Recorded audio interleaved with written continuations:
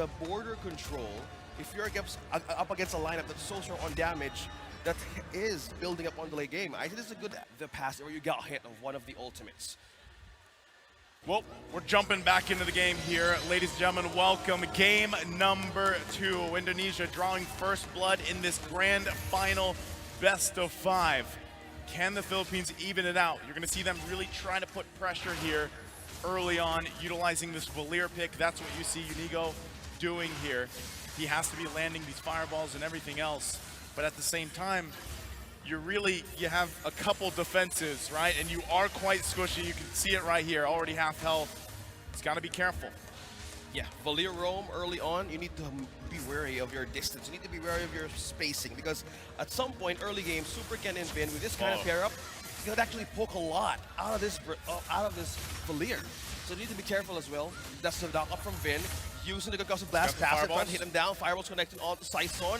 Hitting level 4. Will he be able to make it for the Appraiser's Rat? Just continuing that spam. Saison is completely peeling off slowly members of Indonesia. Again, these burst fireballs, right, are crucial. Cannon dropping low. Will he be still able to escape this one? Cannon falls down. Cerezo takes the first blood.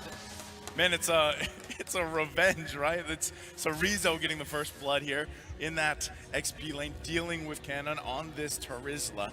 So, you know, and to be honest, honestly, we haven't seen too much XP lane grok, right, for the most part. Before it was rather popular in a lot of other tournaments, but it's kind of fallen off a little bit. We're going to take a look at the replay here. This is kind of how it started again. That's just his death, but it was a well-played maneuver from Indonesia. Now with the first turtle up. Looks like Vin gonna be caught up by the stunt. Now with the Astro Recall being placed, Arcangel secures the kill with a Feather Airstrike. Unigo trying to hold in with the border. With the reason of the turtle here, Philippines is looking forward more securely or securing the first objective of this game by just getting that purple out. Both these gold laners gonna pretty much size each other up in this early game. Turtle still going to be worked on here, right? It looks like Philippines wants to go for it, but the response from Indonesia. Cannon dropping down low on HP. There's some knock up onto the follow-up of Cerezo's wild charge. Two-man bouncing off on the air. Vin takes down one. Indonesia completely bouncing back with the skirmish. Super Ken and Cerezo takes down Saison. Follow-up here with the Feather Strike for Arcangel. Will make it through the peel. Completely getting that objective. Indonesia winning that team fight. Yeah, so again, it's still relatively even, right? But Turtle was secured there by Super Ken. He's been pretty on point for these objectives early on. Great initiation. You know, even Cerezo using that wild charge. Great Appraiser's Wrath response, but you can see there's a lack of damage right now. And yes, these are two magic damage dealers, but they still need time to scale up a little bit, right? Right now, economy-wise, pretty even. Nothing too big happening. That is Rakutiano picking up a DHS, though. He's got the Demon Hunter sword. He's not letting go of Cannon right now, using the penalty zone counters, trying to slow him down with the turret spray right under the turret. He flickers in. Wow. Cannon trying to evade, trying to micro and right onto the turret, still sustaining that with protection of his own outer turret energy shields. He lives.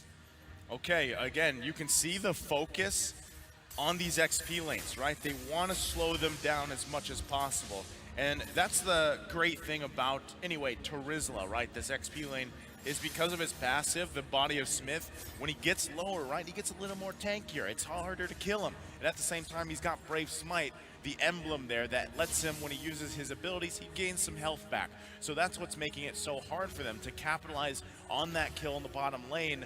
So as we see Indonesia put pressure there, for how long though, right? How long can they continue to put that? Because at the end of the day, Cannon, just like Cerezo previously, even if you start out slow, at some point, mid-game, late game, your job is literally to be a front man and also hopefully land those penalty zones. But you can still see pressure being put here on Cannon.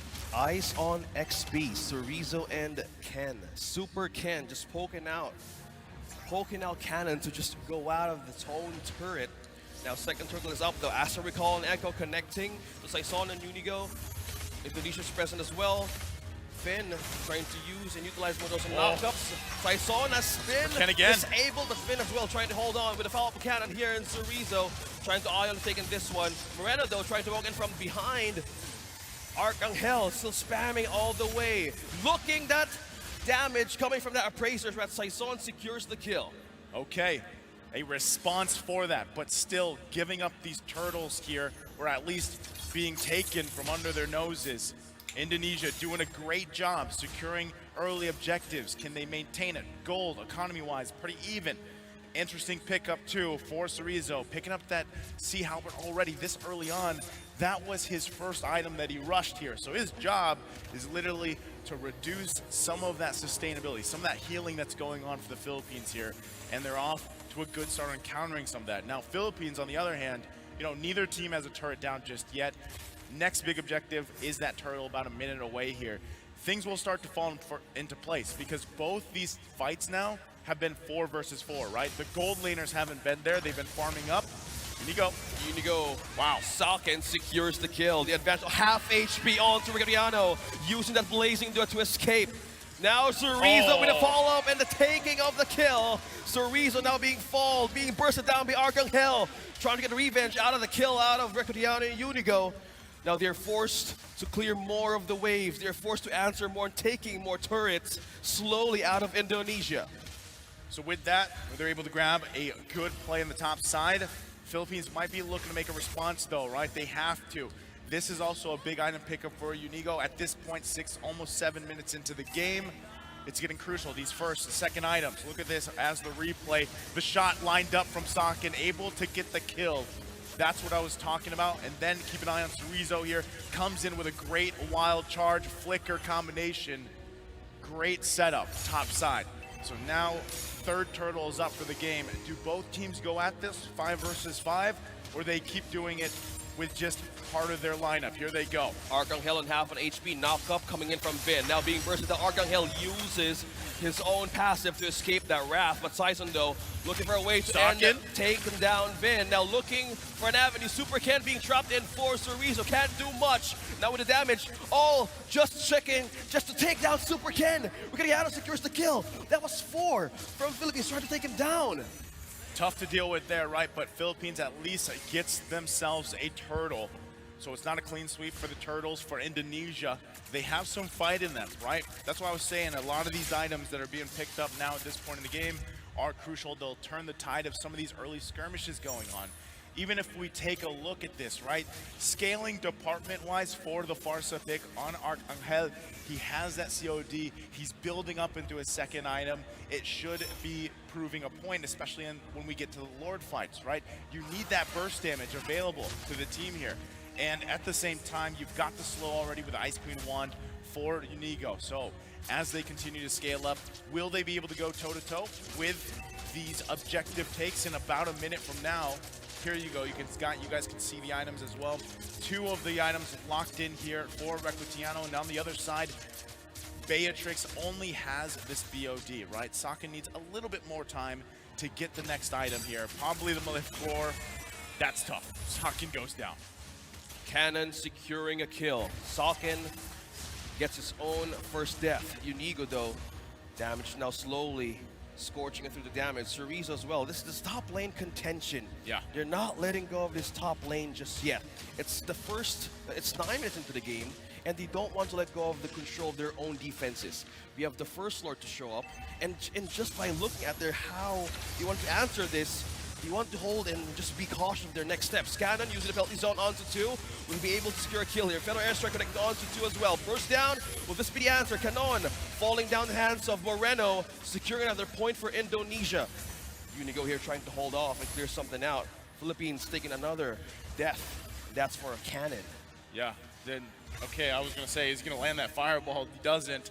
So, you know, unfortunate, but there is the Malefic Roar being picked up now by Saken, even though he went down just a little bit ago.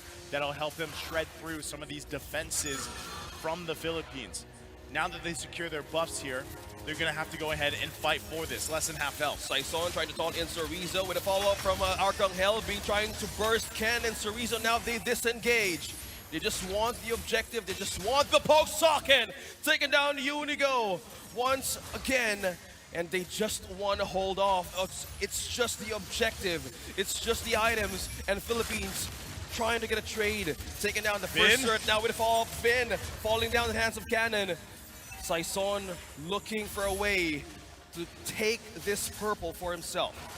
Look at that. I mean, yes, the Lord went in the hands here of Indonesia, but Philippines, knowing that, they try to find a counterpunch themselves, some form or another. That was the first turret they were able to secure now. Here's the answer, though. Now being stunned right on to 3. Saison takes down Saken, finally getting a kill. Wow. Follow up with Super Cannon takes a point as well.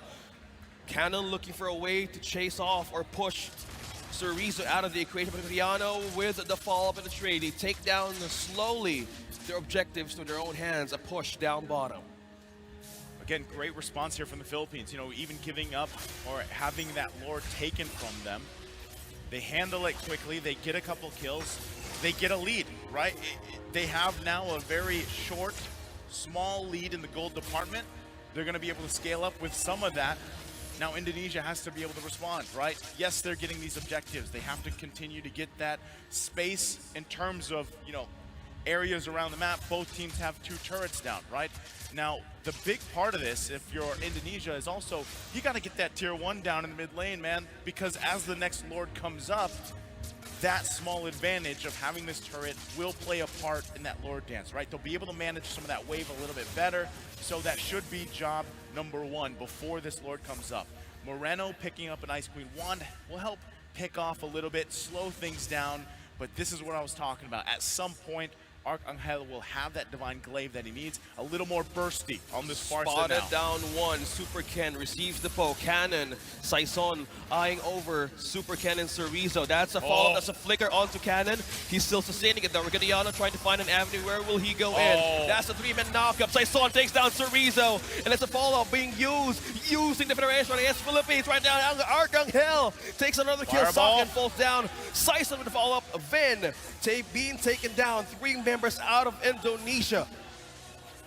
Man, Unigo just cooked Vin right there with the fireball, literally cleaning that up, and that is tough, right? It looked so good for a moment because the Minoan Fury was great. It found multiple members, but the response from the Philippines, they overlapped some of those ultimates very well.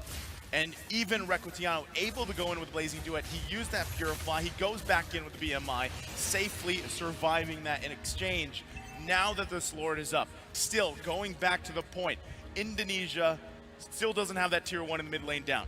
This makes it a little bit harder dealing with this space to work with, right? You're going to see them bunch up here. They have to get this information, but it's quickly taken down.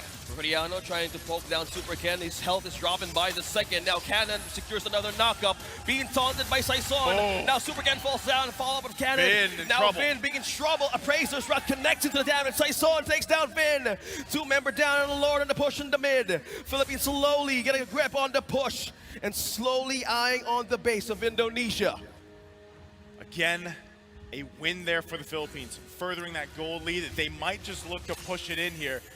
Timers aren't too out of control, but unless they press this situation, this could be 1 for 1. 1 for 1, base is open. Philippines might able to take it down Cerezo. Regadiano getting a point in the damage.